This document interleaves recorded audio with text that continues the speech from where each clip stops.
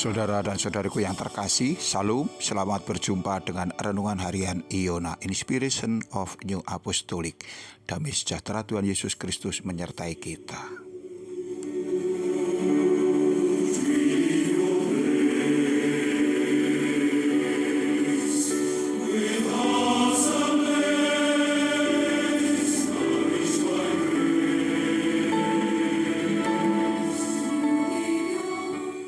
Kita akan membaca firman Tuhan dari surat Rasul Paulus kepada sidang jemaat Filipi, pasal 4 ayat 6 sampai dengan 7. Janganlah hendaknya kamu khawatir tentang apapun juga, tetapi nyatakanlah dalam segala hal keinginanmu kepada Allah dalam doa dan permohonan dengan ucapan syukur. Damai sejahtera Allah yang melampaui segala akal akan memelihara hati dan pikiranmu dalam Kristus Yesus.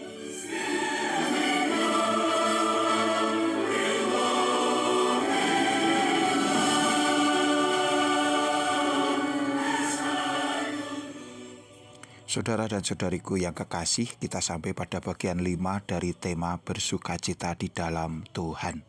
Kali ini di bawah judul Ketenangan Hati Rahasia Ilahi. Saudaraku yang dikasihi Tuhan, perihal bagaimana hendaknya orang mengatasi rasa khawatir sudah sering kita bicarakan. Apa yang menurut orang-orang merupakan masalah yang sulit dan berat, bahkan mengancam, yang kemudian menjerat kita dengan rasa khawatir, ternyata bagi Allah yang dalam hal ini disampaikan oleh Rasul Paulus, itu adalah masalah kecil, itu sederhana dan gampang diatasi.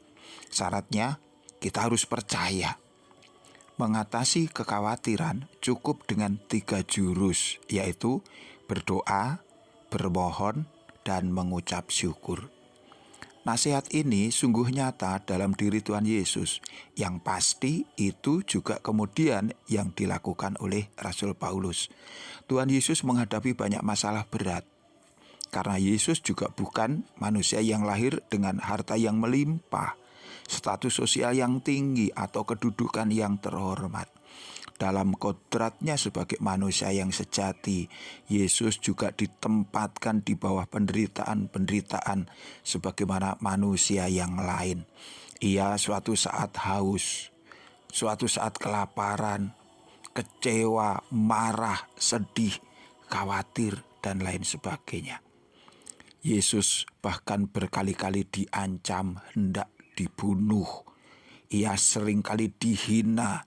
Ia sangat-sangat sering diserang, yang semua itu tentu juga mendatangkan perasaan khawatir.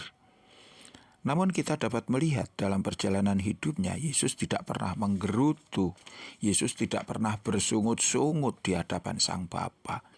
Dalam banyak kejadian di mana Yesus terbeban dengan masalah-masalah, maka Sang Putra Allah datang kepada Bapa dalam doa, permohonan, dan ucapan syukur.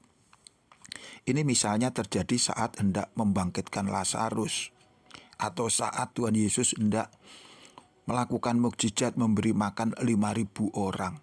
Bahkan juga ketika Tuhan hendak melakukan mukjizat-mukjizat, Yesus selalu melakukan 3 jurus yang saya katakan di depan tadi: berdoa, bermohon, mengucap syukur. Hal yang sama juga dilakukan Rasul Paulus dalam pelayanannya. Rasul sering didera masalah, dihimpit penderitaan. Beliau bukan hanya khawatir tentang makanan, tentang pakaian, tentang tempat tinggal, sebagaimana yang sering kita alami, tetapi bahkan hidupnya senantiasa dalam bahaya. Nasihat agar kita tidak khawatir dengan segala sesuatu yang memberati hidup kita, agar kita selalu berdoa, bermohon, dan mengucap syukur ini tidak disampaikan oleh Rasul saat beliau dalam keadaan yang baik-baik saja. Bukan di saat Rasul Paulus sedang happy atau tanpa masalah, tetapi justru sebaliknya. Ini disampaikan pada saat genting, di mana Rasul Paulus sedang dalam masalah yang berat. Ia yang terus-menerus difitnah, diserang, hendak ditangkap, hendak dibunuh, dan lain sebagainya. Tetapi meskipun demikian, sang rasul tetap berdiri tegak dengan imannya. Beliau tetap melayani Tuhan dan anak-anak Allah dengan bersemangat dan tetap bersyukur. Ini membuktikan bahwa beban-beban hidup seberat apapun, bahkan ancaman pembunuhan, dapat diatasi dengan 3 kiat, dengan 3 resep, dengan 3 jurus, yaitu berdoa, bermohon, dan mengucap syukur. Inilah kunci mengapa ia tetap kuat dan hatinya selalu dipenuhi dengan damai sejahtera. Damai sejahtera yang melampaui segala akal, yang di situ tidak bisa kita prediksi, yang di situ kita tidak dapat perkirakan seperti apa, karena Tuhan sendiri yang membuatnya, Tuhan yang mengaruniakannya kepada mereka yang mengandalkan Dia.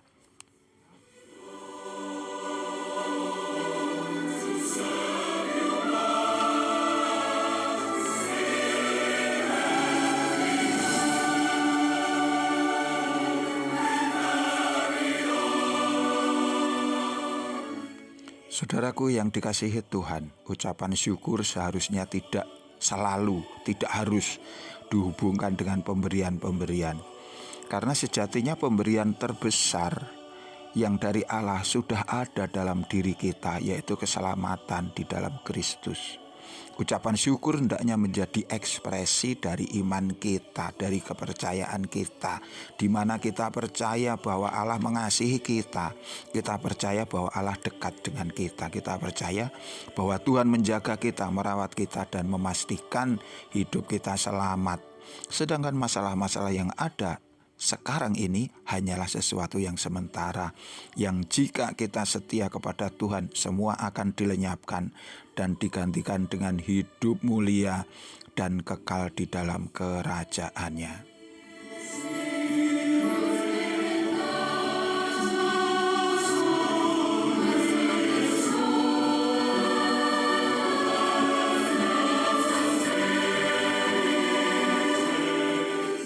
Saudaraku yang kekasih, Allah lah pencipta kita. Ia yang paling tahu tentang kita.